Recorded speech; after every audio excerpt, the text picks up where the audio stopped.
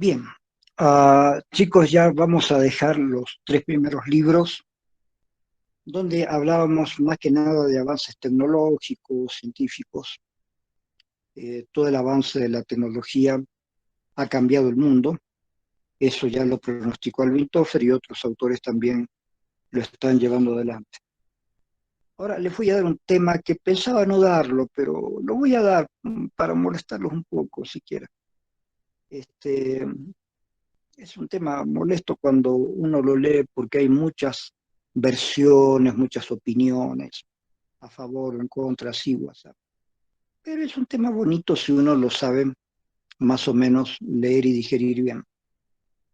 Se trata de posmodernidad y posmodernismo. Digo las dos cosas porque no son exactamente iguales, ¿eh?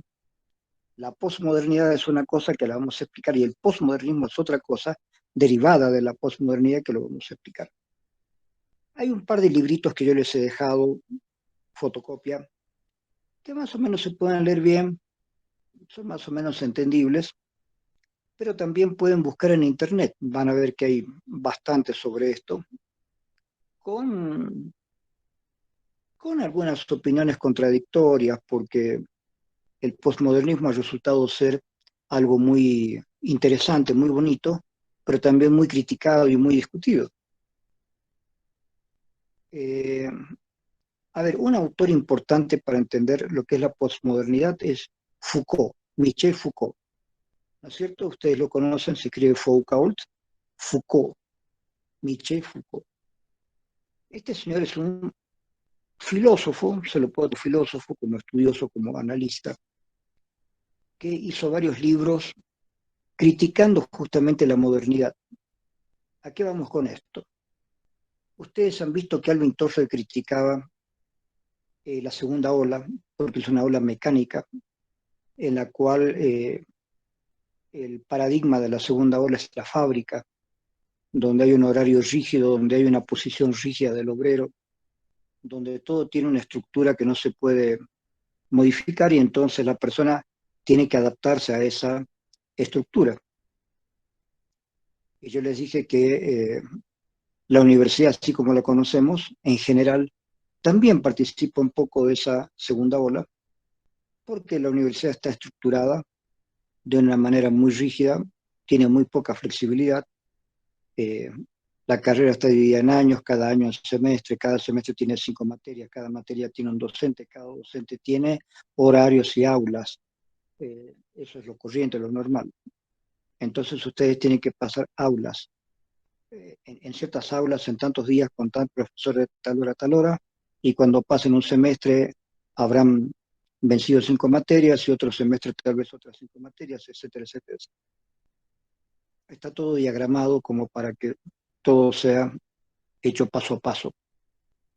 Esta forma de pensar, la diagramación paso a paso, lineal, estructurada, eso es típico de la segunda ola. Pero también veremos que es típico de la modernidad. Ahora, ¿qué le llamamos la modernidad? Eh, si nos ubicamos más o menos en lo que es la Revolución Francesa, podríamos ver que ese es un momento así de aparición de la modernidad. Lo podemos llevar un poco antes. Antes. La modernidad, podríamos decir, empieza con Lutero, que hace uh, una especie de percepción diferente de la realidad que tenía la Iglesia Católica. Eh, podemos pensar en Copérnico, que con sus cálculos, solamente con cálculos y observaciones, este hombre no tenía telescopio ni nada, observaciones a ojo, nada más con unas maderitas, este señor Copérnico definió matemáticamente que el Sol no da vueltas alrededor nuestro, sino al revés. Nosotros giramos y vamos dando una vuelta alrededor del Sol. Y eso marca los días, marca los años, las temporadas, verano, invierno. Por supuesto que hay una percepción que continúa, ¿no es cierto? Nosotros pensamos que el sol sale y el sol se pone, hablamos de una linda puesta de sol, es decir, la percepción que tenemos todavía nos invade como para poder hacer poesía, como para poder hacer literatura, para poder hacer arte, ¿no es cierto? Pero entonces todo eso está basado, hay dos cosas. Una, el modelo antiguo de pensamiento que todavía continúa, si es que las personas están fijas en su percepción, ¿sí? Yo te digo, vamos a ver una puesta de sol. Mentira, el sol no se pone en ninguna parte, el sol está ahí nomás. No es que el sol anda, viene y se pone, mentira. Somos nosotros los que estamos dando vueltas, ¿no es cierto?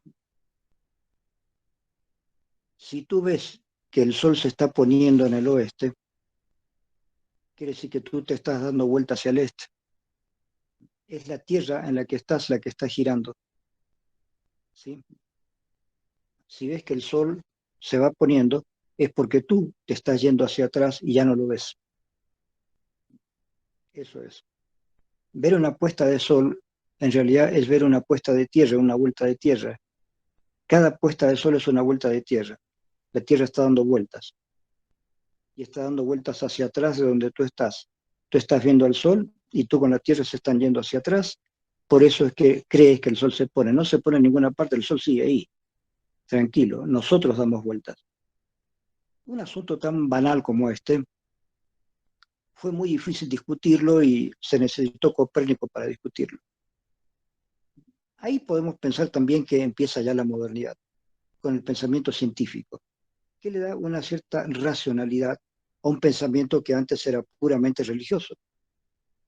La Iglesia Católica tuvo 10 siglos ahí para mantener a la gente ocupada con Dios y los ángeles y el infierno y el cielo, este, y guerras medievales.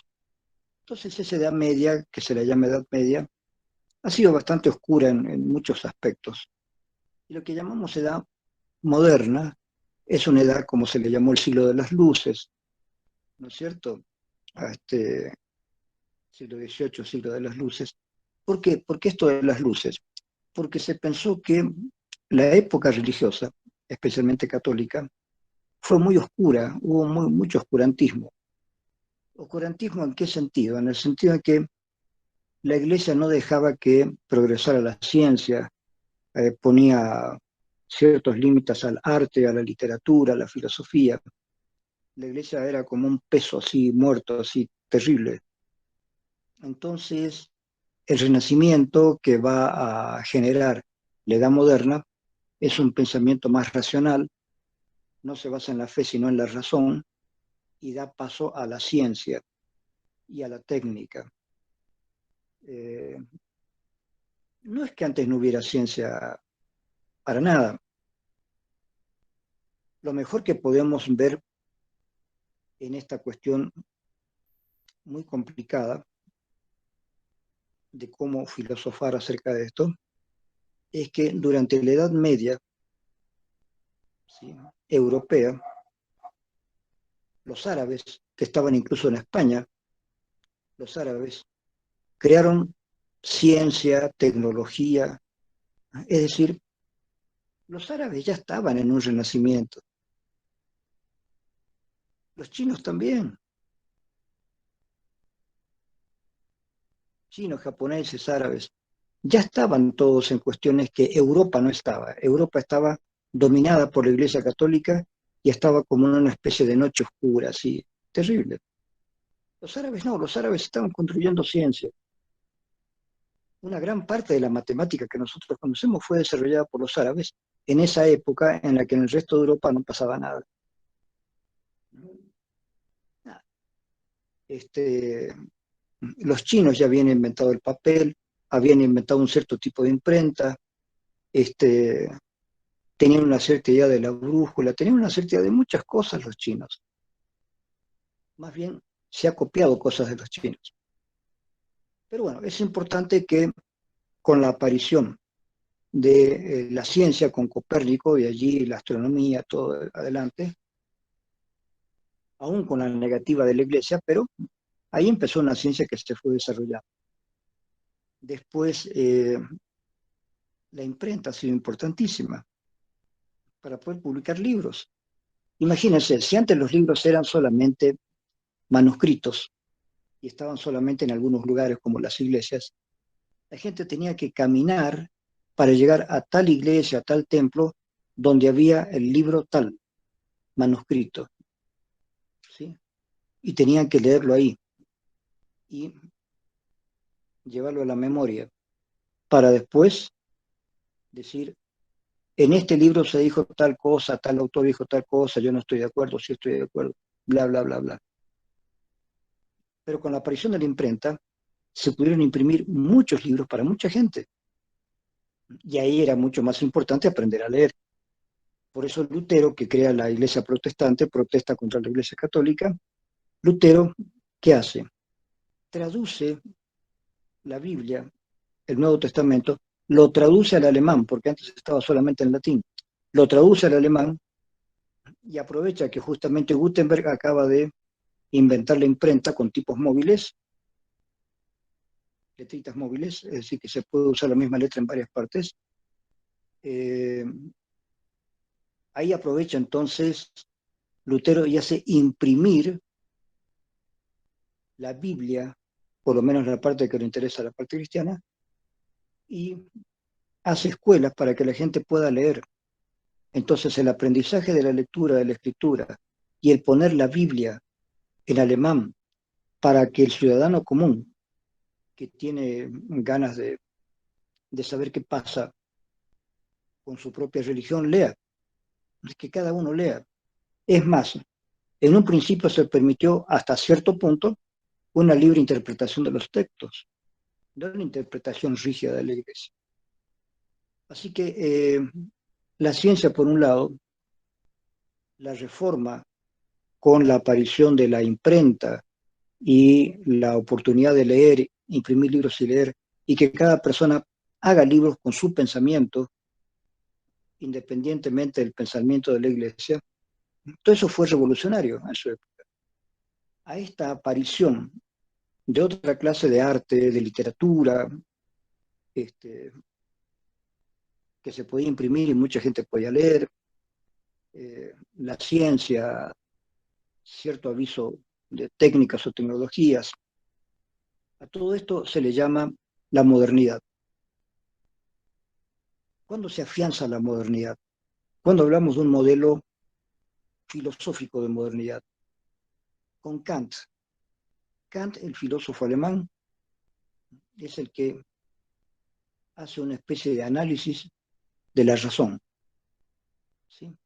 La crítica de la razón pura, hay que entender este título en Kant. Crítica significa un análisis. ¿Sí? La crítica de la razón pura. ¿Y de la razón pura qué significa? No la razón de tal o de cual, no la razón de Juan, Pedro, María, no. Es la razón en sí misma. ¿Cómo funciona la razón?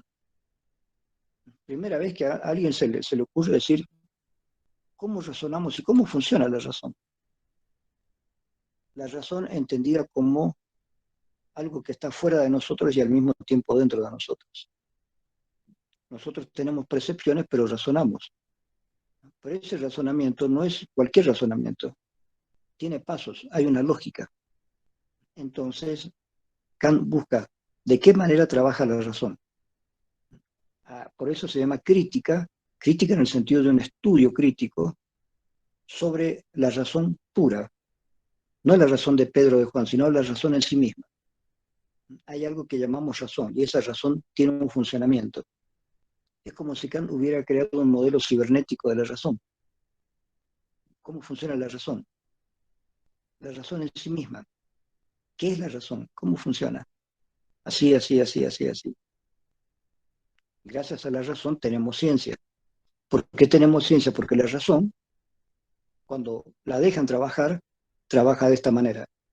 A más B más C, entonces bla, bla, bla, bla, bla, bla. ¿Qué relación tiene la matemática con la razón? ¿Qué relación tiene la filosofía con la razón? ¿Qué pasa con el arte, con la música? La música hasta cierto punto tiene algo de racional, porque la música está fijada en ritmos, en armonías muy específicas. La música no es algo así nomás como que lo que te da la gana cantar. Hay pasos, hay reglas, aunque sea para una música popular, hay reglas, uno no se da cuenta, pero hay reglas. Hay cesuras, hay pasos, ¿no es cierto?, que han permitido en algún momento que esa música sea bailable, además, porque tiene un ritmo específico que te permite dar pasos de baile. O se puede usar la música para la marcha militar. Entonces, la música tiene sus leyes, es decir, la música tiene su racionalidad. Todo esto, esta racionalidad que se encuentra en el mundo, en los seres humanos, en las cosas que hacemos, el encontrar que todo es racional y que debería ser cada vez más racional, si entendemos cómo funciona la razón y tratamos de ser un mundo racional, no un mundo religioso, lleno de sombras, de miedos, de cosas raras. No, un mundo racional. La razón es limpia, es luminosa, te enseña. Actuar racionalmente ya es actuar sin miedo, sin imágenes terroríficas, eh, sin estar pensando en las cosas que pueden ser o no ser. Es decir, pasar de un mundo mágico a un mundo racional es lo que sucedió en Europa a fines de lo que llamamos la Edad Media, siglo XVI, digamos, XVII. Siglo XVII, XVIII, ya estamos entrando en la edad de la razón, como dicen algunos, o la era de la razón, una etapa de racionalismo. Kant es un filósofo importante porque es el que pone en claro qué entendemos por razón, qué es lo racional. Nuestros aplausos a Kant. Después viene Hegel, y a Hegel lo podemos aplaudir o lo podemos triturar, ¿sí? Lo podemos aplaudir pensando que ha hecho una filosofía grandiosa, o lo podemos triturar por decir que es un pelotudo que vino a embarullar las cosas, a mezclar, a dar ideas abstrusas que no tienen que ver con la realidad.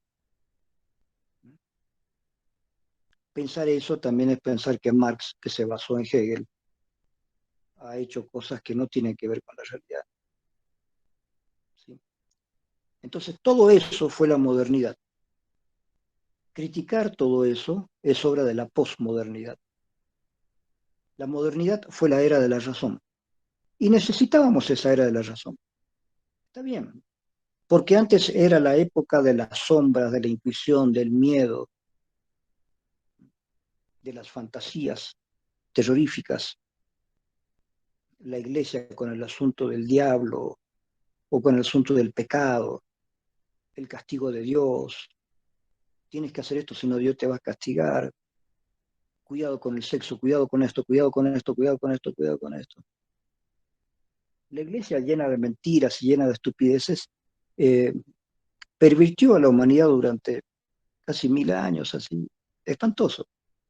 Menos mal entonces que viene esta época de las luces, a la que llamamos la modernidad. Bien, tenía que llegar la modernidad. Es una claridad mental, una claridad a la humanidad europea, por lo menos, y Europa comienza a pensar en un sentido más racional. Esto no significa que todo sea bonito.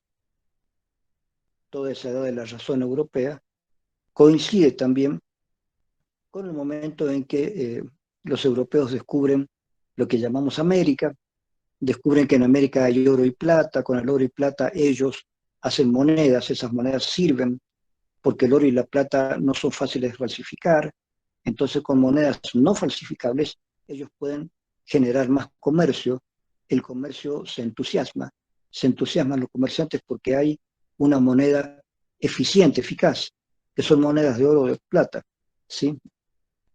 No tienes que cambiar una vaca por 6 bolsas de trigo, porque a lo mejor el otro tipo ya no tiene trigo, o el otro ya no tiene vacas. Entonces, si tienes vacas y no tienes trigo, te mueres de hambre. Si tienes trigo y no tienes vacas, te mueres de hambre. Han habido problemas serios con este asunto del trueque, que se puede utilizar, pero hasta cierto punto. La moneda, en cambio, la moneda de oro, la moneda de plata, le das un valor. Dice, esta moneda es igual a una vaca, o es igual a 10 bolsas de trigo, o es igual a tantas cosas, o tantas cosas, o tantas cosas. Es decir, la moneda empieza a tener un valor. Entonces, si tienes monedas, eres rico. ¿Por qué? Porque tienes potencialmente la posibilidad de comprar muchas cosas.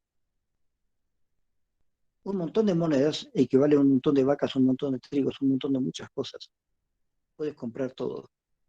Por supuesto, puedes comprar también violencia. La moneda puede pagar asesinos para que maten a alguien. La moneda puede pagar lo que sea. Entonces después va a surgir la industria y con el capitalismo, es decir, acumular capital con monedas. Entonces con la moneda, con el capital, capitalismo, la industria, va a surgir ya un cierto tipo de sociedad. Pero la filosofía de esa sociedad es la filosofía de lo racional en un sentido muy fijo, muy inmovilizador. Esto es así, se acabó, no hay más. No, hay más, se puede pensar de otra manera. Entonces es la época donde se elaboran los grandes discursos, los grandes relatos. El relato de la iglesia continúa, se perfecciona. El relato del marxismo, el relato de los protestantes, el relato de XXX. Esos grandes relatos no sirven ya después del siglo XX. Para mí, para mí, el posmodernismo empieza a principios del siglo XX. Para la mayoría de los autores, principios del siglo XX todavía es la modernidad. Para ellos, Picasso, Salvador Dalí, eh, todos los grandes pintores, todos los grandes artistas, escritores, pertenecen todavía a la modernidad. Pero dicen, el proyecto moderno fracasó porque no hay los metarrelatos. Pero fíjense, Picasso no pretende grandes relatos, Salvador Dalí tampoco. ¿Dónde está la modernidad ahí? Para mí, los grandes pintores, los grandes músicos, los grandes escritores de principios del siglo XX, para mí, ya representan la posmodernidad. ¿Por qué digo esto? Porque se rompe lo estático, se rompe lo demasiado estructurado. Joyce, James Joyce, era un escritor irlandés que escribe en inglés. Hizo varias obras. Una de ellas, una de las más conocidas, se llama Ulises. Es una novela. Si alguien la quiere leer, le hago una fotocopia. Tengo dos versiones en castellano y la versión original en inglés. Es una novela bastante inentendible, es difícil de leer, muy difícil, porque es una novela larga, bastante larga, 700 páginas más o menos, y allí Joyce maneja los personajes y el lenguaje de una manera totalmente nueva. Hay partes que no se entienden para nada porque a lo mejor uno va entendiendo de a poco que hay una especie de diálogo sin que sepamos quiénes están hablando y acerca de qué están hablando. Sin embargo, yo les voy a hacer una cuestión similar. Si ustedes graban sin que algunas personas se den cuenta una conversación cualquiera de amigos o de señoras que se reúnen a tomar el té o a jugar a los naipes, qué sé yo, una reunión de señoras o una reunión de señoras, y los graban. Cuando ustedes escuchen la grabación, se van a dar cuenta que las personas no están hablando entre sí, cada cual está hablando solo, pensando que el otro lo escucha. Entonces yo llego a esa reunión y hay cosas que quiero decir. Entonces empiezo a decir algo, después me callo para que el otro hable, después el otro se calla y yo sigo hablando de mis temas. Hay otro que habla, me callo. Después cuando me dan la palabra, sigo en ese espacio hablando de los temas que a mí me importan. Y al final, si ustedes escuchan la grabación, cada persona ha estado hablando sola, creyendo que ha estado hablando con los demás. No, cada cual estuvo en su onda. Y aunque discutan de un mismo tema, cada cual sigue en su onda. Las personas conversan, pero no se comunican nada. Cada cual está en lo suyo. Bueno, hay una parte en el Ulises donde un capítulo comienza así. No sabemos quiénes están hablando. Hay un diálogo, pero no sabemos quiénes son. Poco a poco nos iremos enterando que son las personas que trabajan en un periódico donde uno de los personajes de la novela va a ese periódico porque trabaja ahí. Va, busca unas cosas, pregunta algunas cuestiones y después sale otra vez. Y los que están conversando son las personas que trabajan en ese periódico. Pero eso lo vamos a saber después. Hay que deducirlo después que uno ha leído sin saber qué diablos es todo eso. Hay muchos capítulos tremendamente difíciles de leer porque se confunden pesadillas de los personajes, inventos de los personajes, fantasías de los personajes, realidades de los personajes. Todo está confundido. Esta experiencia literaria marcó hasta el día de hoy la posibilidad de contar las cosas de otra manera, de hacer la literatura de otra manera. Eh, ¿Hay referencias anteriores? Sí. El mismo Quijote de la Mancha es un libro muy interesante porque se aparta de la novela general. Hay un libro también de otro irlandés, escrito mucho antes que Joyce, este, que también tiene algunas cuestiones raras. Es una novela que tiene vacíos, partes sin explicación, ¿sí? Hay antecedentes. Pero con Joyce se rompe para siempre la unidad específica de la literatura. Por lo tanto, yo pienso que Joyce abrió campo a lo que es la posmodernidad. Si ustedes leen los libros y leen Internet, van a ver que ubican la posmodernidad más o menos para 1970, por ahí. Ahí empieza otra onda, digamos. Y piensan que lo que pasó antes todavía era la modernidad. Yo pienso de otra manera. Yo pienso que la modernidad se rompe ya en el siglo XX. A principios del siglo XX se rompe. Las dos guerras mundiales terminan de romper todo lo que quedaba de la modernidad, porque a partir de ahí ya nadie cree en lo que se creía antes. Nadie cree en las ideas totalitarias. Alemania tiene la razón y podemos destruir a los demás si queremos. No, Inglaterra tiene la razón. No, Francia tiene la razón. Esas ideas nacionalistas donde cada nación cree tener la razón y cree que porque tiene la razón puede atacar a los demás, todo eso va a causar la Primera y la Segunda Guerra Mundiales. Y después de la Guerra Mundial la gente se quedó sin ganas de eso. Lo que no implica que haya terminado la violencia, porque el país que quedó más firme después de la Segunda Guerra Mundial fue Estados Unidos. Y Estados Unidos aprovechó para terminó la guerra bombardeando Japón con bombas atómicas, después bombardeó con bombas incendiarias a Corea, a Vietnam, 10 años bombardeando a Vietnam y no ganó la guerra. Y después bombardeando Irak, Afganistán. Es decir, Estados Unidos ha hecho lo que le ha dado la gana, ha creado guerras para mantener su industria de guerra y nadie le ha podido decir nada porque Estados Unidos apareció como la gran potencia.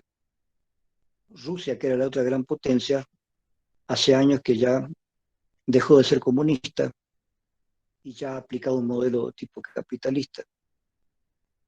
Así que el modelo capitalista ha ido ganando.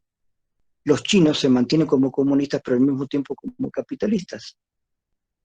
China es más capitalista casi que cualquier otro país, pero siguen siendo un país comunista. Es una cuestión un poco rara, digamos, complicada. Ahora, la modernidad es todo aquello que es el pensamiento de bloque, el pensamiento que te dice, esto es así, la humanidad funciona de esta manera, la historia funciona de esta manera. Eso es lo que muchos autores rechazan, no quieren, y por eso implican la posmodernidad. Por ejemplo, Foucault empieza a criticar algunos modelos de la modernidad. Por ejemplo, la locura. En la Edad Media, el loco no había forma de curarlo, no sabían cómo curarlo. A finales de la Edad Media muchos locos los mandaban en un barco y hundían el barco para que se mueran los locos porque no sabían qué hacer con los locos. Pero a veces había también el loco del pueblo. Todo pueblo tenía su loco. Y el loco podía hacer muchas cosas y hasta cierto punto se lo permitían porque era el loco del pueblo. Gente que no se metía y que lo conocían. Aquí en Cochabamba, cuando yo llegué, habían dos personajes. Uno que era un muchacho intelectual, gran tipo, el Jorge Zavala, que le decían el loco Zavala, y yo le dije a mis amigos, no le digan así, porque alguna vez tuvo un brote psicótico, pero después eso se le pasó, yo charlé con él, escribió algunos libros muy interesantes, pero él era el personaje de Cochabamba. Había otro personaje, un muchacho que no tenía estudios, solamente se dedicaba a vocear carteleras de cine o cuando había algún espectáculo este, en, el, en el teatro que tenemos. Eh, Nada más, o sea, vivía un poco de eso. Le llamaban el águila. Entonces el águila era como el tonto, el loco del pueblo, digamos. Dicho sea de paso, cuando yo llegué, Cochabamba era un pueblo, no era todavía una gran ciudad. Todavía no lo es. Pero digamos, cuando yo llegué era más pueblito, hace 50 años atrás. Entonces, el asunto del loco del pueblo, que es considerado como parte del pueblo, como si el pueblo lo cobija, este es el loco, es nuestro loco, ¿no es cierto? Hay una chica que tiene un problema de psicosis que está en la universidad y es algo increíble para mí que ya en pleno siglo XXI todavía haya una persona con un problema de psicosis y que nadie pueda hacer nada por ella, porque se la podría aliviar, pero debe haber un proceso médico. Ese proceso médico es costoso y nadie quiere pagar ese procedimiento médico, nadie quiere hacerse cargo, ni la universidad, ni ningún hospital, ni nadie. Entonces la chica está viviendo en la universidad, desarrollando su psicosis dentro de la universidad. Volvamos atrás. En la Edad Media, ¿sí? La Edad Oscura, había sin embargo el loco del pueblo. No lo encerraban, no le hacían nada. Pero cuando terminó la Edad Media, cuando terminó esa Edad Oscura, aparece la iluminación, ¿sí?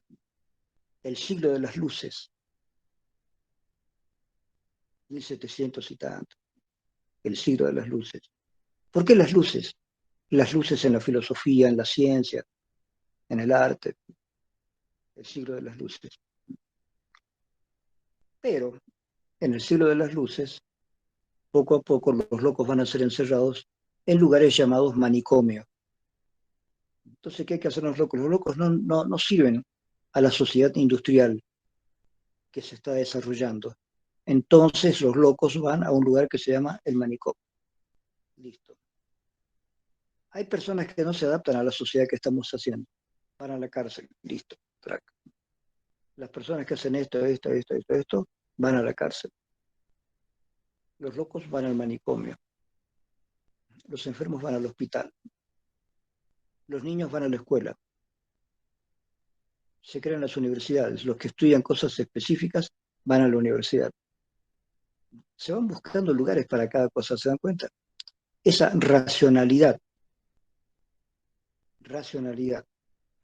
de la edad moderna, la racionalidad de la modernidad, que se vio muy linda con respecto a la Edad Media, esta racionalidad moderna, sin embargo, en el siglo XX es discutida, porque Michel Foucault, que yo les estaba hablando de este filósofo, explica, analiza cómo se busca un sitio para cada cosa, cómo la razón, los que tienen la razón, clasifican a las personas, clasifican todo. Hay una manía clasificatoria. Entonces, los locos tienen su lugar, están en el manicomio para que no molesten a la sociedad industrial. Los niños tienen que ir a la escuela, los jóvenes tienen que ir al colegio, los obreros tienen que ir a la fábrica, los universitarios van a la universidad.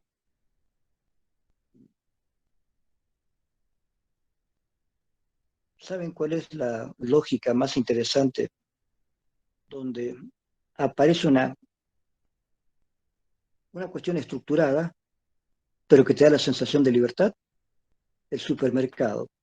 Cuando vas al supermercado tienes una sensación de libertad porque no hay gente vendiéndote, están los productos, tú eliges los productos. Por supuesto, los productos están muy bien envasados, están bien colocados.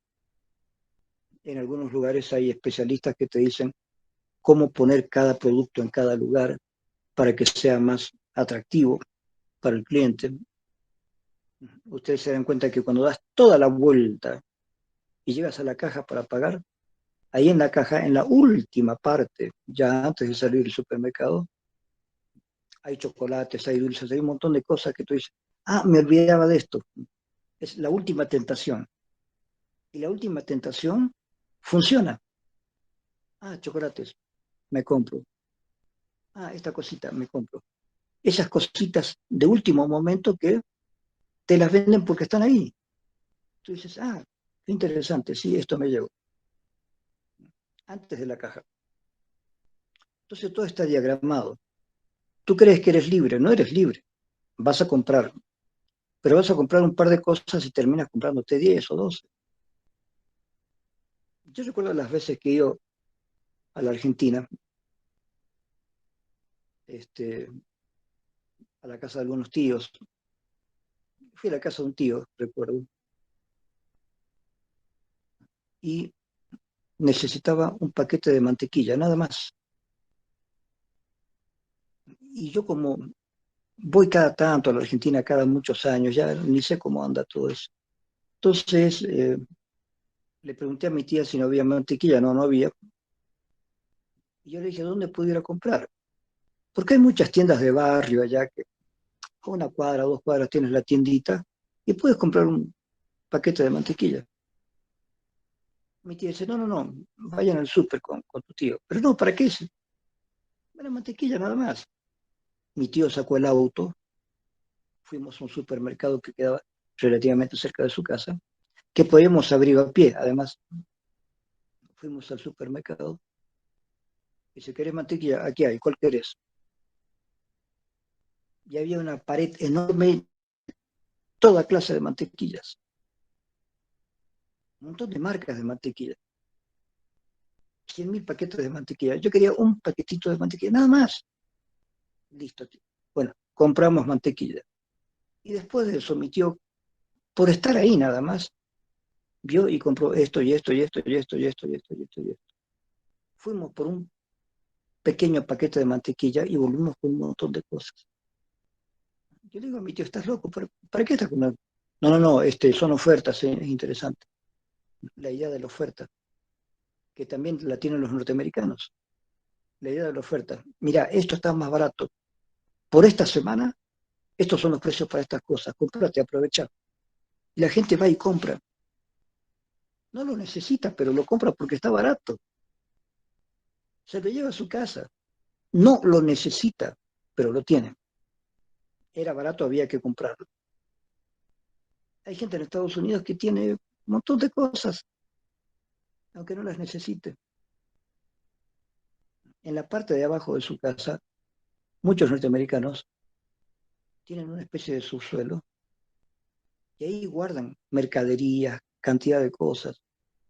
Siempre tienen la obsesión los norteamericanos de que el mundo se va a acabar cualquier rato, guerra atómica, lo que sea, y por lo tanto, ¿no?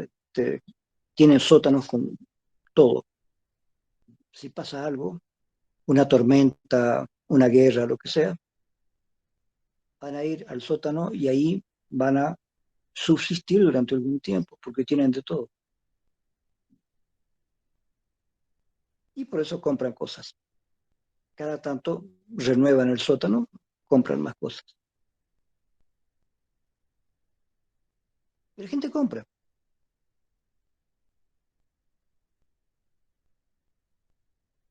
Eso es obra de la modernidad, no de la posmodernidad.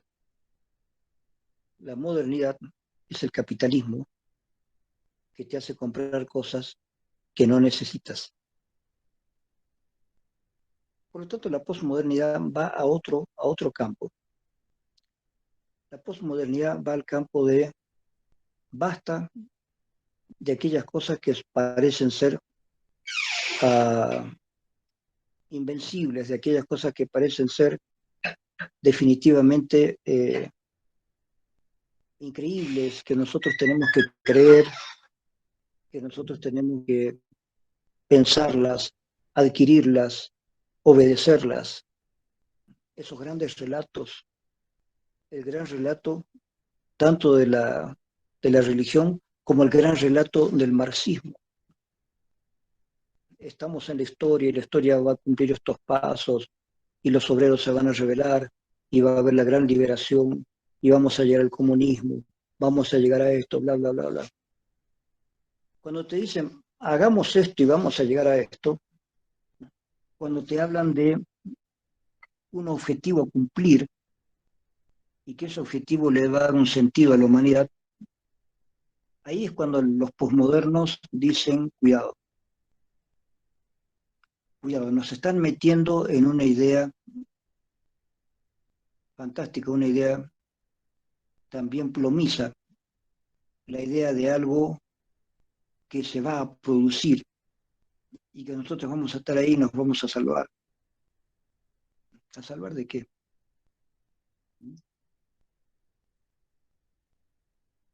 ¿Nos vamos a salvar del fin del mundo? Va a venir Jesucristo y va a poner a los malos en su sitio y a los buenos en su sitio. Eso podría estar ocurriendo cada vez. Siempre muere gente, siempre hay guerras, siempre se termina la humanidad. La humanidad se está terminando permanentemente, eso es algo que mucha gente no piensa tampoco. Todos los seres humanos morimos, todos. Muchos han muerto antes que yo voy a morir, las personas que me siguen van a morir también. Mi familia, la familia del otro, todos en algún momento vamos a morir. Todos los seres humanos hasta ahora morimos. Por lo tanto, este problema de que Jesucristo venga con una espada y ponga orden, es un cuento. Si lo quieres creer adelante, o sea, yo por mí no tengo problema. Pero el posmoderno dice, cuidado, cuidado que vivimos con fantasías que nunca se van a cumplir, fantasías grandiosas, tanto por el lado de lo religioso como por el lado político, el gran comunismo que va a venir. Y no vino. En Rusia fracasó todo, fracasó la Unión Soviética. China ha fracasado porque se ha vuelto capitalista. Acá también ya nadie cree en el socialismo, ni en el socialismo del siglo XXI, ni del XXII. No hay. Habrán ciertas formas de socialismo democrático que pueden funcionar. En Europa, en algunos lugares, hay socialismos que sí funcionan. Socialismo, no comunismo. Socialismo. Es decir, hay democracia, se respeta la democracia, cuidado, un presidente puede ser 2 veces presidente, ya no una tercera. Un primer ministro sí puede estar varias veces, un presidente no. Hay normas, ¿no? Al primer ministro lo pueden echar a patadas en cualquier momento, al presidente no. Un presidente puede estar 2 años y tienes que respetarlo esos años, perdón, 2 periodos. En esos periodos los respetas. Pero si ese presidente quiere estar un tercer periodo y un cuarto y un quinto y un sexto así, como pasó aquí con Evo Morales, entonces la gente se enoja y dice, no, basta. No están cumpliendo las reglas democráticas. Están torciendo las reglas para tener más poder. En muchos lugares ha pasado cosas así. Entonces, si se respetan las normas democráticas, tal vez se puede hablar de un socialismo en el sentido en que haya mejores oportunidades de trabajo, que los trabajadores sean mejor tratados, que hayan mejores sueldos, mejores jubilaciones, mejores oportunidades de vivienda, mejores carreteras, bla, bla, bla, bla, bla. Y al mismo tiempo mantener el equilibrio, esto es muy importante hoy en día, con la naturaleza, ¿no es cierto? No incendiar bosques a propósito para después usar la tierra, porque al incendiar los bosques estás fregando todo el oxígeno que podríamos tener, que necesitamos. Entonces, la posmodernidad significa, entre otras cosas también, superar el capitalismo, pero no superar el capitalismo con el sentido rígido del marxismo, sino superar el capitalismo en cuestiones claves también, como es, por ejemplo, el problema de la biodiversidad, respetar la naturaleza, buscar la forma de cómo podemos avanzar sin destruir. Eso también tiene que ver con la posmodernidad. Mucha gente no se da cuenta, pero es un pensamiento posmoderno.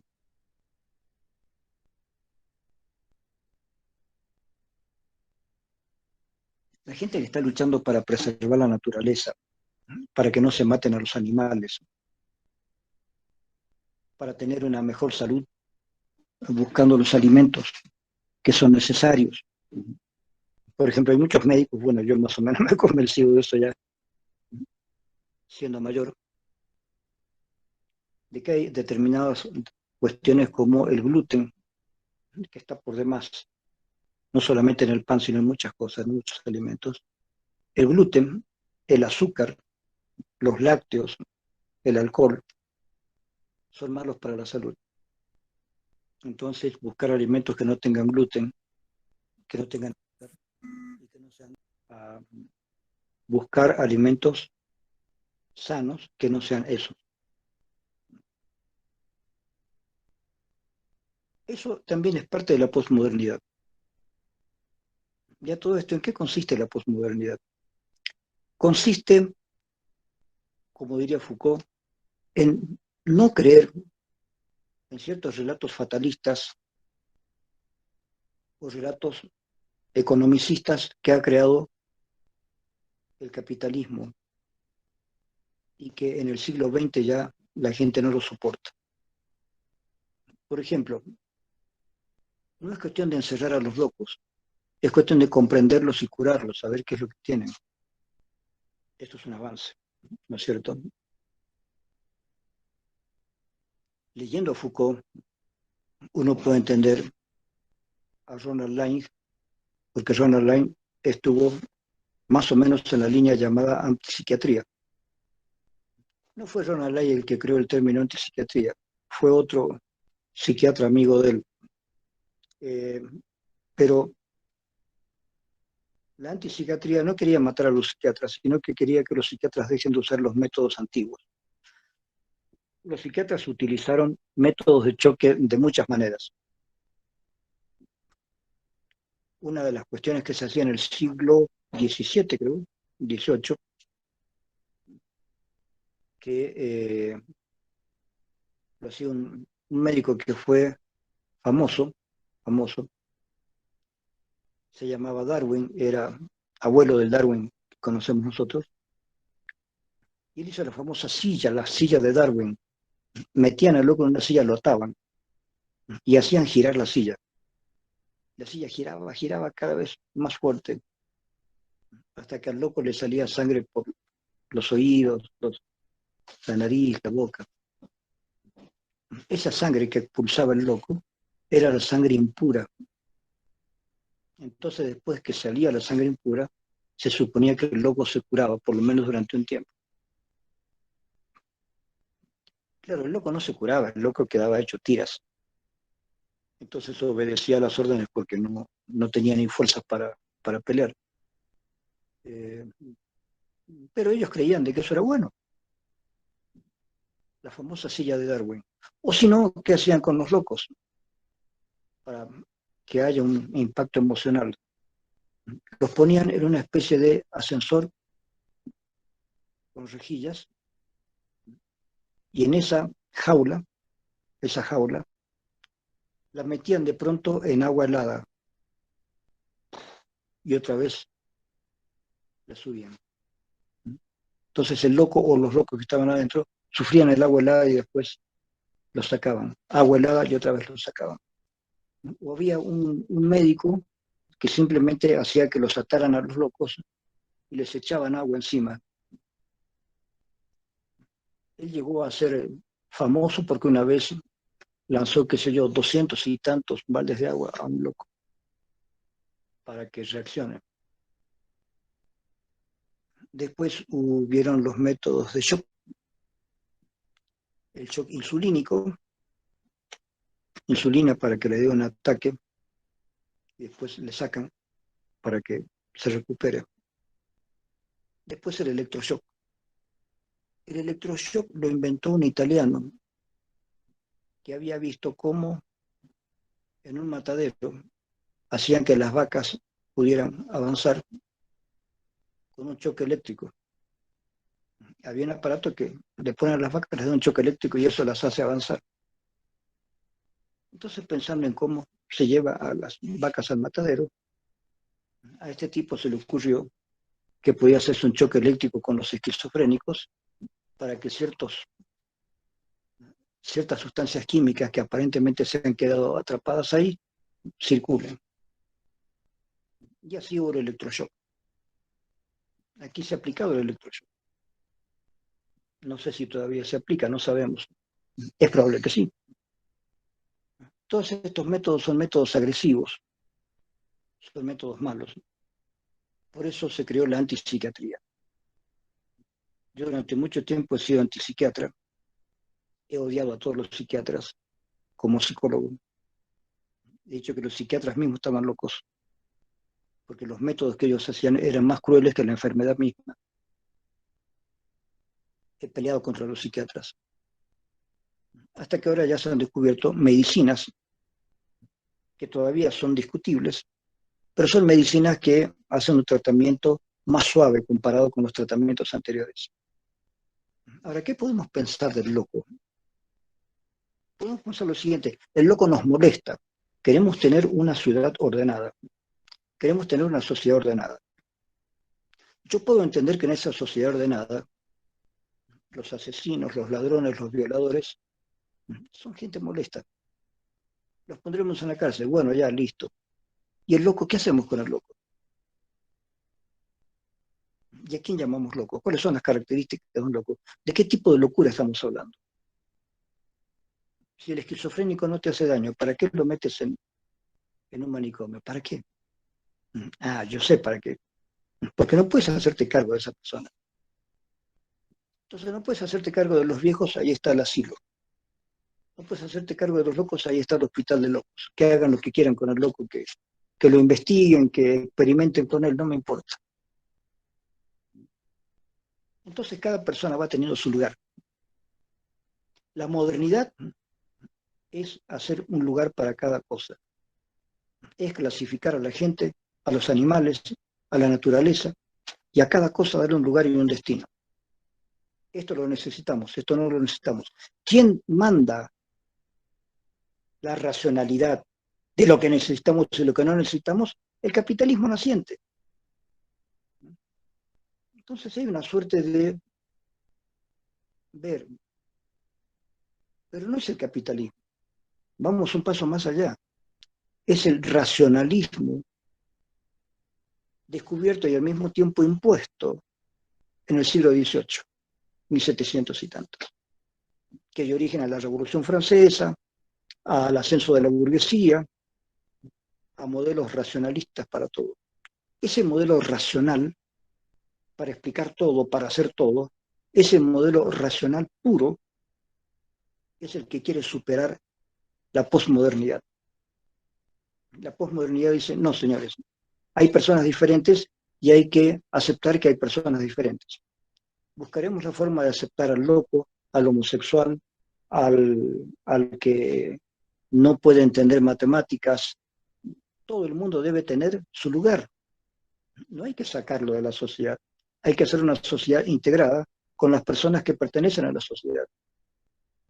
No hay que hacer una sociedad tipo militar. La sociedad la vamos a regular, la vamos a cuadricular, y el que no esté en esa cuadrícula lo sentimos mucho. La burocracia, ahí está. La burocracia es el mejor ejemplo de lo que es la segunda ola o de lo que es la modernidad.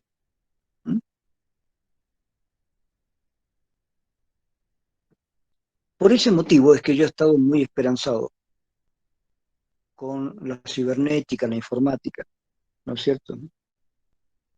Acá todavía no muy bien, todavía por acá, pero en otros países, en Argentina mismo, ya se pueden hacer los trámites por internet.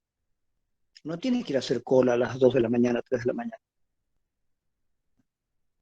Hay algunos trámites para los cuales te dicen es mejor hacer cola ahí a las 3 de la mañana o 2 de la mañana, porque a esa hora ya hay gente durmiendo ahí haciendo cola para poder conseguir una cuestión X. Una barbaridad, ¿no es cierto? En Bolivia todavía hay una programación inhumana de lo que es hacer trámites. Es inhumano lo que pasa en Bolivia. No puedes tener que hacer cola a 2 de la mañana, 3 de la mañana, 4 de la mañana para hacer algo. Sin ir más lejos. En el seguro universitario hay gente que se va a 5 de la mañana para hacer cola para obtener una ficha. Eso es inhumano, está mal. Está mal. Ya a estas alturas se pueden sacar las fichas por internet. ¿Para qué molestan? ¿Para qué hacen esas estupideces inhumanas? Esas estupideces tienen más que ver con la segunda ola. La burocracia es típica de la segunda ola. Superar esa burocracia es parte de la tercera ola. Y también podríamos decir parte de la posmodernidad. La posmodernidad es no rendir culto a la razón, no rendirle el culto a la religión, no rendirle culto a aquellas ideas grandiosas que abarcan siglos, que abarcan toda la liberación del ser humano y que en pos de esa liberación hacen gobiernos tiránicos, gobiernos que lo único que hacen es moldear tu forma de vida. Tú tienes que hacer así, así, así, así, así, así. Y no puedes salirte de ahí, ¿no? Si te sales de ahí vas al manicomio, vas a la cárcel, hay lugares para todo. Si tú no sigues las reglas que yo, que gobierno, te estoy dando, cuídate, porque te voy a mandar a la cárcel, o te voy a mandar al manicomio, o te voy a mandar al asilo, o te voy a mandar a la cárcel. Clasificamos a las personas y vemos a dónde vamos a llevar a cada persona. ¿Para qué? Para tener una sociedad ordenada. Ya listo, está bien una sociedad, pero ¿por qué ordenada así? ¿Por qué ordenada al modo antiguo? Usted es homosexual y por lo tanto va a ir a la cárcel. Así era en Inglaterra, así era en muchas partes. Grandes personajes han ido a la cárcel por ser homosexuales, lo cual es una barbaridad. O sea, ser homosexual no es un delito, es una característica de un ser humano. En la segunda ola de Toffler o en la modernidad, el pensamiento dice hombres acá, mujeres allá, homosexual, no, no es ni hombre ni mujer. ¿A dónde va? A la cárcel. No sabemos qué hacer con este tipo. Está infringiendo las normas sexuales. Las normas sexuales dicen que o eres hombre o eres mujer. Y hay una forma de tener sexo, nada más. Sí, pero este señor es homosexual y no hace daño a nadie. No, a la cárcel. No admitimos la homosexualidad. Eso es la modernidad. La posmodernidad, es decir, déjense de joder con tantas clasificaciones y busquemos más libertad, no estemos pensando en explicaciones grandiosas acerca del destino de la humanidad. No, buscaremos ese destino entre todos, cada cual por su lado. No tiene que toda la gente seguir un mismo camino para todo. No tenemos todos que seguir así de la mano hacia un futuro ordenado por Dios o por el Estado comunista. No, no es así, no tiene por qué ser así. Foucault entonces ha criticado la forma del modernismo de encarar la sexualidad, la locura, la revolución, etcétera, etcétera. Entonces, ¿cómo es que encaramos las cosas?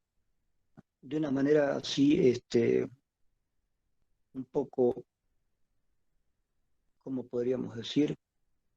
Una manera bastante pesada, monolítica. Si pensamos de manera monolítica, monolito, ¿cierto? Una cosa grande, una piedra grande. Si pensamos de manera monolítica, estamos todavía en la modernidad. Si pensamos en manera ágil, si esto, estas cosas tienen valor, ya estamos en la posmodernidad. Por ejemplo, hay jóvenes, conozco jóvenes que están en una especie de cooperación entre todos para cuidar los árboles, para cuidar las áreas verdes. ¿Es importante? Claro que es importante. Sin áreas verdes nos vamos a morir. Bien, yo no quiero meterme en asuntos políticos, porque ¿para qué? Pero aquí en Cochabamba, el gobierno de Evo Morales no ha hecho nada bueno. Tal vez hicieron buenas obras en el campo, sí, pero se olvidaron de Cochabamba, ciudad. La cantidad de autos y la cantidad de edificios que se han hecho, las dos cosas al mismo tiempo, hacen que la ciudad haya un aire más irrespirable cada vez. Y toda la gente se está metiendo humo en los pulmones y no lo sabe. Por eso que yo muchas veces les digo a ustedes, chicos, si los veo fumando, chicos, no fumen. Cuando yo llegué a Cochabamba, podía fumar todavía, no es bueno fumar, pero por lo menos fumabas un cigarrillo en un ambiente bastante puro, bastante tranquilo. Cochabamba era casi todo sembradíos cuando yo llegué. No había ciudad.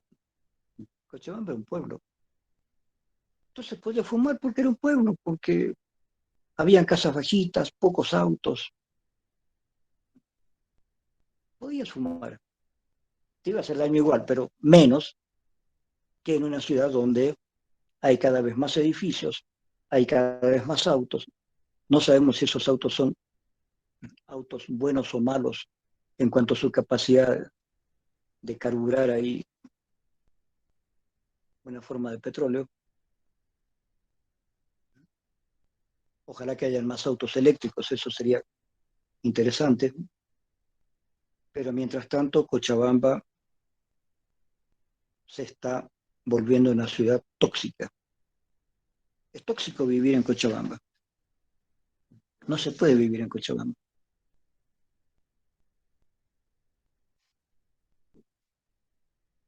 Y para colmo, hay gente que corretea a aquellas personas que quieren cuidar los árboles, que quieren cuidar las áreas verdes. ¿En qué estamos, por favor? O sea, cuidar las áreas verdes es cuidar la salud de la población. ¿Cómo vamos a cuidar la salud de la población en Cochabamba si hay cada vez más autos que siguen carburando, que siguen metiendo?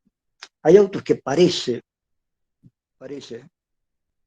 que no están provocando polución, pero sí la provocan. Aunque sea casi invisible, pero sí salen moléculas de carbono en diferentes proporciones y calidades que contienen también otros metales, que contienen plomo, contienen un montón de cosas. Y todo eso va a nuestros pulmones. No hay aire puro. Incluso el río Rocha, que era un río hermoso cuando yo llegué, está contaminado. La laguna Lalay, contaminada. El aire, contaminado. ¿Cómo puedes vivir en un lugar donde gran parte de los suelos agrícolas están contaminados? El agua del río está contaminada. El agua de una laguna está contaminada. El aire está contaminado. Y los residuos no los puedes botar porque hay un montón de personajes que se han metido en un lugar y dicen, ustedes van a tener los residuos si se nos da la gana a nosotros o no. ¿Tú te has visto que haya personas que se aprovechen, ¿sí? Y contra el gobierno, ellos se hacen dueños del lugar de los residuos? Entonces Cochabamba no puede tirar la basura porque hay un montón de tipos, no queremos que tiren la basura hasta que nos den esto, o esto, o esto, o esto. ¿Cómo puede haber gente dueña del botadero? Esto es una locura total, ¿sí? En China esas personas las hubieran matado hace 24 horas. Y se acabó. No más discusión. Aquí hay que charlar con esos vecinos de cara a cara para ver si por favor quieren dejarnos botar la basura de la ciudad. Y ellos dirán, queremos esto y esto y esto. Es una locura. Cochabamba está en un momento de locura total. Se necesita alguien que ponga orden acá para que se limpie más, para que se ordene más, para que sea una ciudad ya donde valga la pena vivir. Mucha gente ahora se está yendo, si puede, a lugares más alejados de la ciudad, donde hay un poco de aire más puro. Pero aún así, hay gente que quema el Parque Tunari para apropiarse de terrenos. Hay gente del gobierno que lo sabe y no le importa. ¿No? Entonces, cuidar las áreas verdes, evitar que se siga construyendo sin orden, eso también ya es parte de la tercera ola, es parte de la posmodernidad. La modernidad es hacer un Estado que hace lo que le da la gana. El Estado que te promete grandes cosas, la gran revolución. Y en base a esa gran revolución, te permite hacer esto y esto y esto y esto y esto. Como vamos a hacer la gran revolución, no importa, vamos a quemar árboles, vamos a hacer esto, esto, esto y esto, en base a la gran revolución. No, no es así. No es así, no tiene que ser así. Entonces, la posmodernidad es una filosofía que pretende destruir poco, removilizar la filosofía monolítica, ¿sí?, pesada de la modernidad. Pero después de la posmodernidad viene el posmodernismo, que no es la misma cosa y que a veces incluso en Internet se equivocan. ¿Sí? El posmodernismo es la idea, la filosofía de la posmodernidad aplicada al arte especialmente. Entonces hay un cine posmoderno, posmodernista, hay una literatura, hay una pintura, hay una escultura, que obviamente se puede discutir mucho sobre esto, pero sí presentan la posmodernidad. ¿En qué significa esta posmodernidad? ¿Qué entendemos por el posmodernismo, posmodernidad en pintura, literatura? Allí tenemos que hacer un corte. La literatura pretende no seguir patrones fijos. También la música. Es decir, todo aquello que son patrones fijos, muy moldeados, incluso ya muy conocidos, se lo ve como algo de la modernidad. Y el arte y la literatura de la posmodernidad, lo posmoderno, busca nuevas maneras, no fijas, sino más originales. E incluso, por ejemplo, esto habría que discutirlo bien, me imagino que ahora en una maestría de literatura que se está haciendo en la facultad, para que yo iba a entrar y después renuncié. Dije, no, no voy a ir ahí. Pero espero que discutan eso. Es muy importante.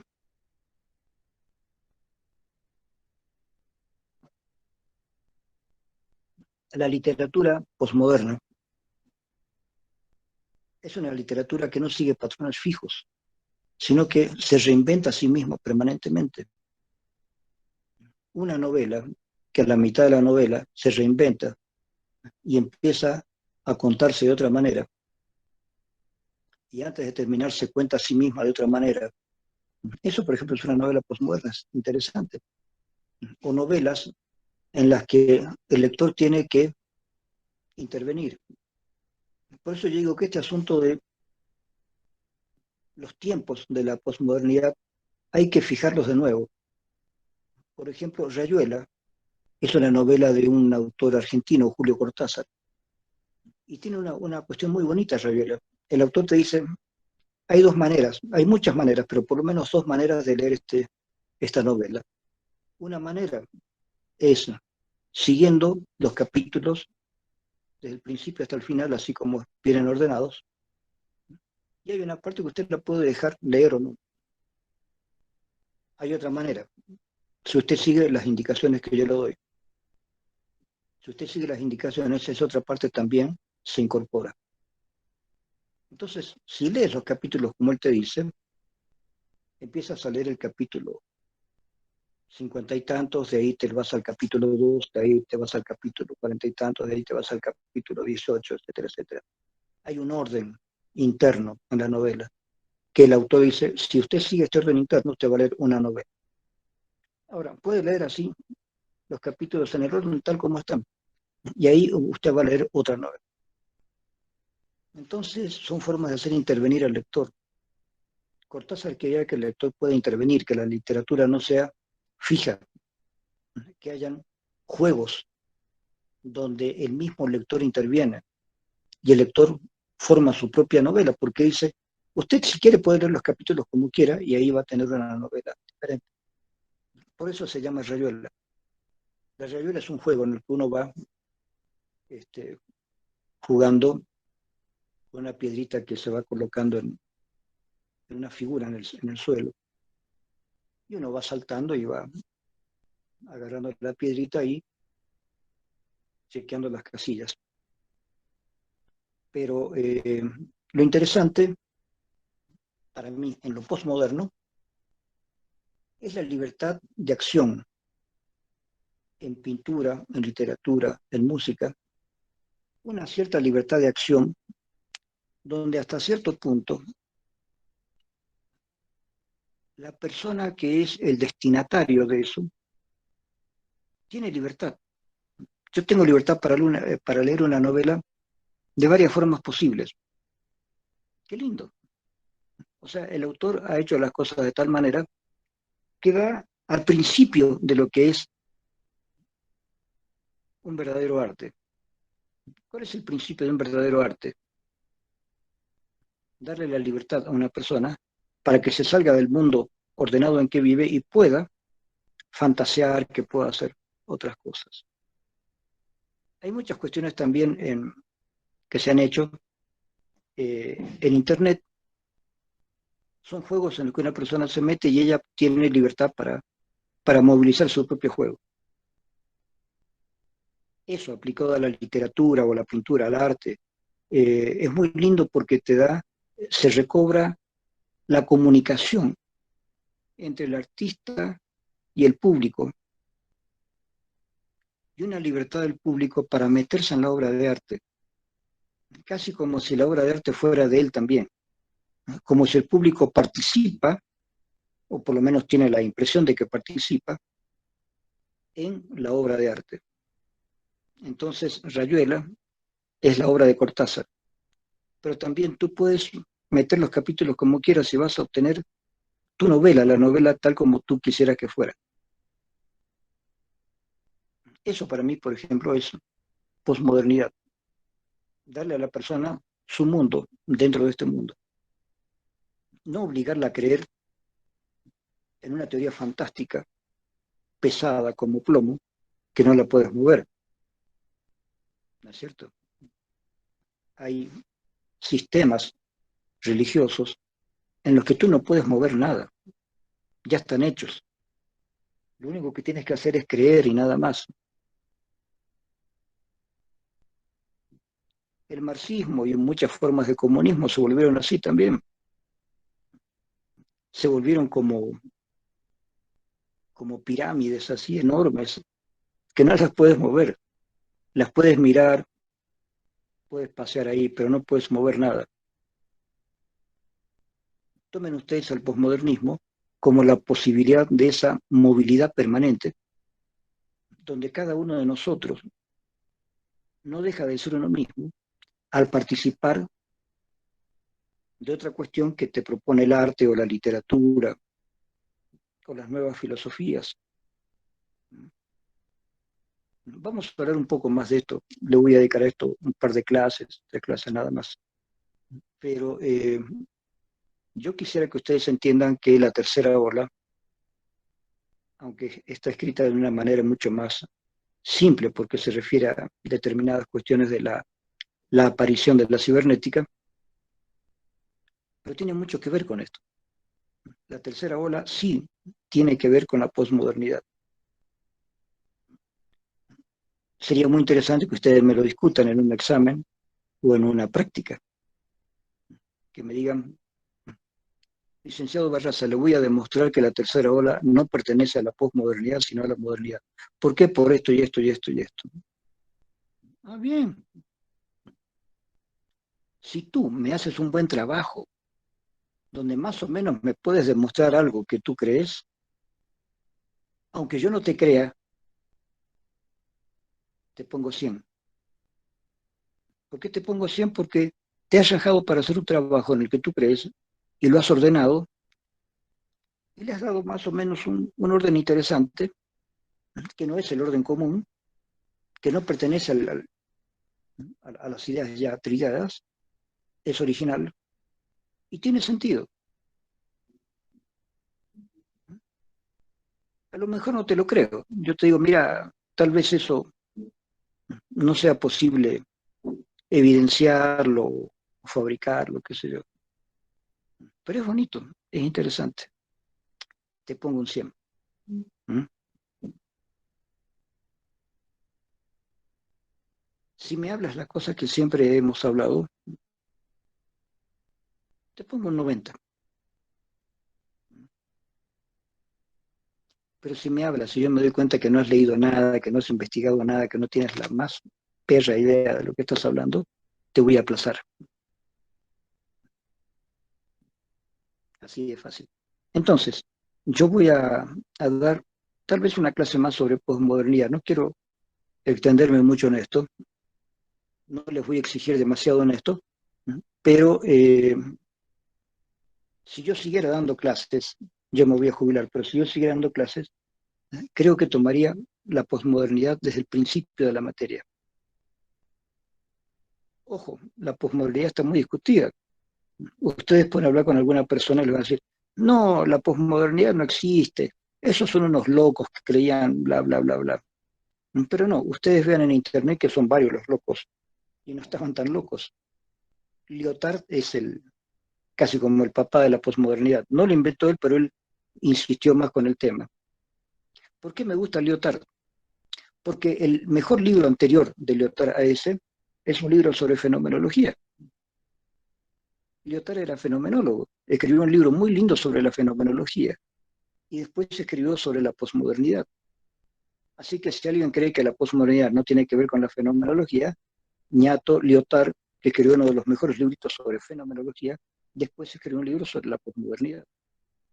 Y como había gente que no creía y discutía, hizo otro libro que se llama la posmodernidad explicada a los niños.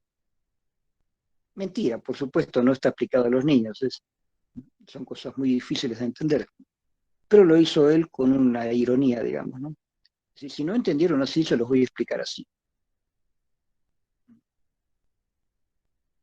Pero hay muchos autores, vean en internet, hay muchos autores, muchos. Yo les soplaría algunos autores que me interesan. Batimo, Gianni Batimo, Gianni Batimo, para su interés, vino aquí a Cochabamba, dio una clase. Se los te dije.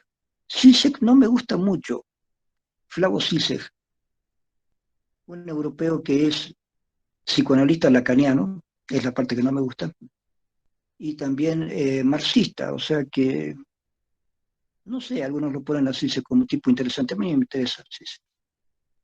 Pero hay que leer a Foucault, Deleuze, Derrida, Guattari, sí, hay muchos, pero hay que leer principalmente a Lyotard.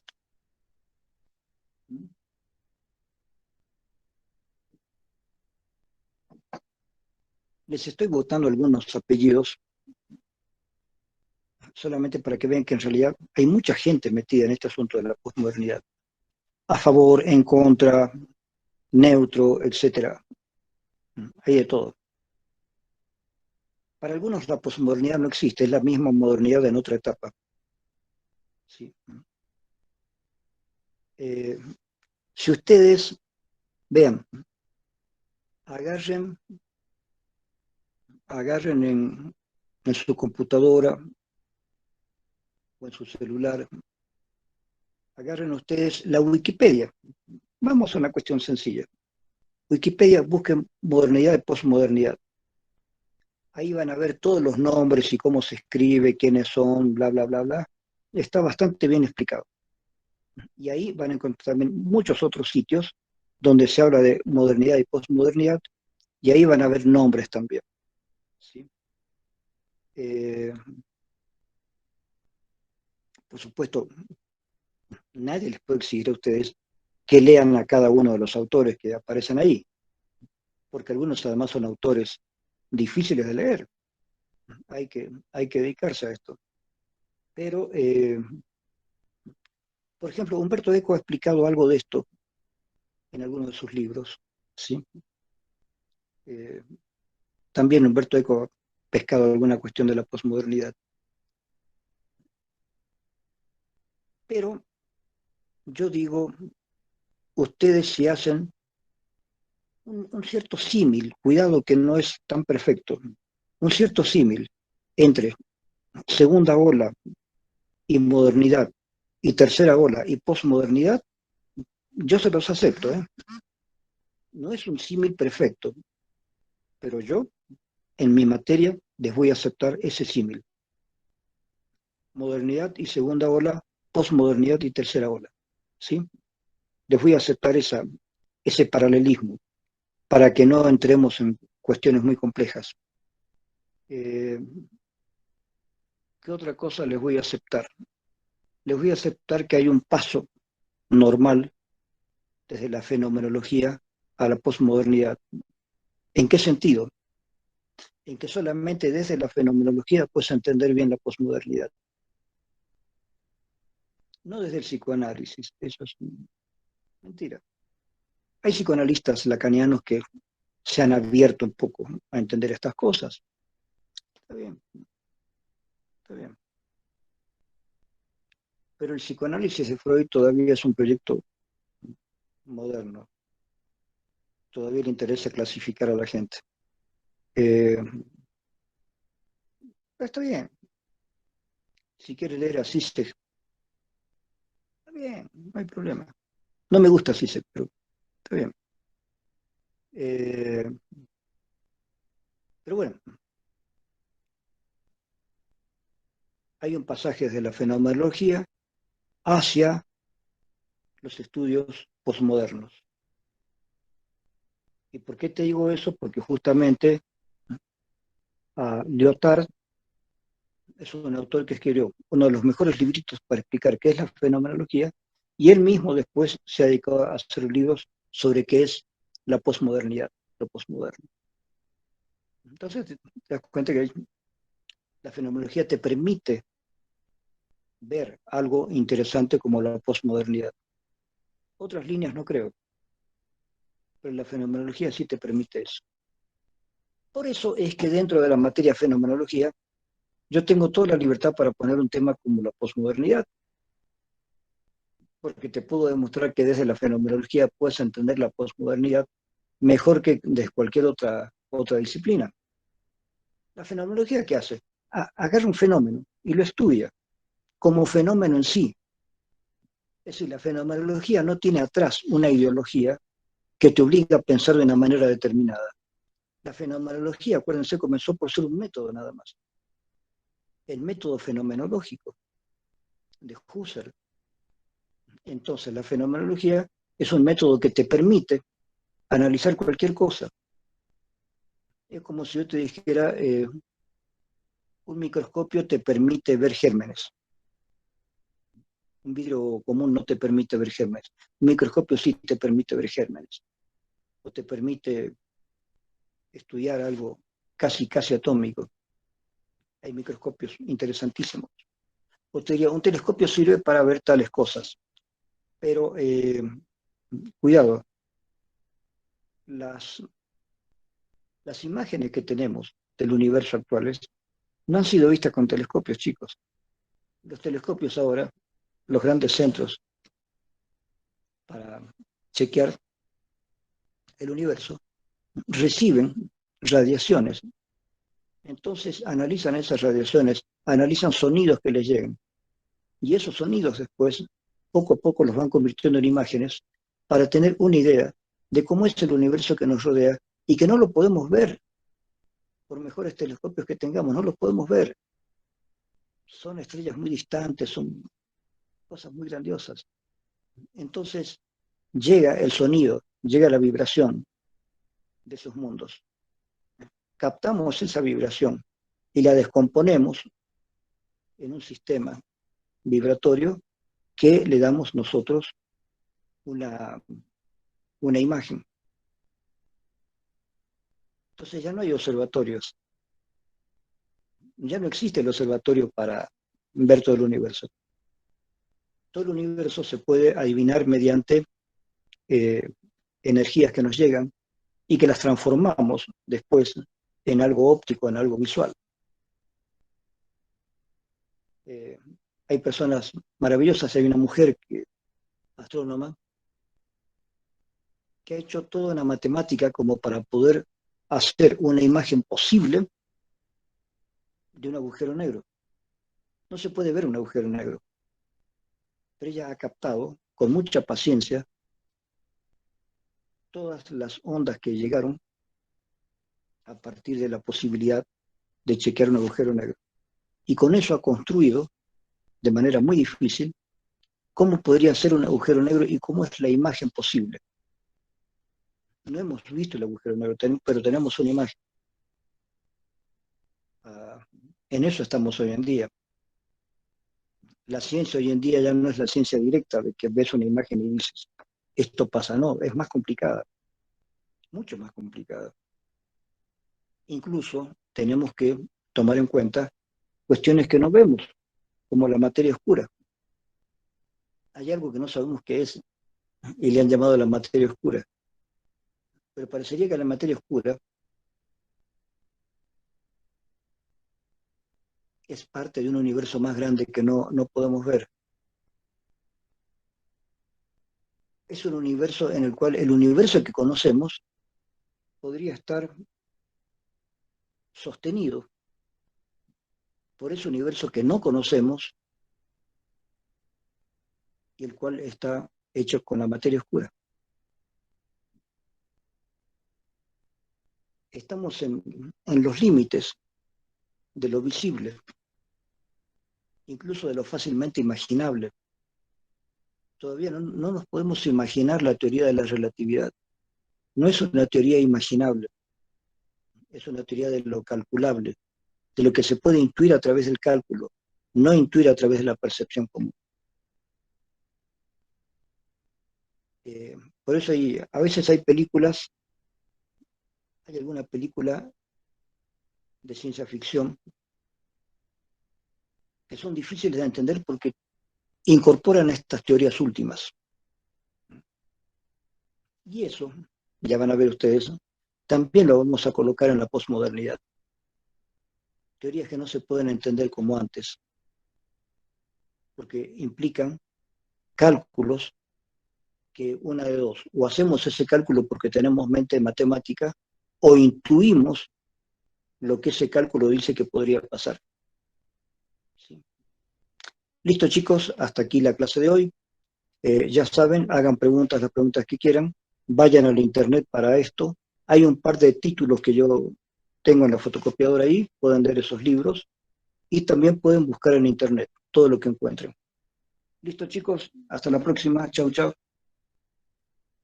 Hasta luego, Licen. Buenas noches, buenas tardes. Hasta luego, Lisa, que tengan un buen día.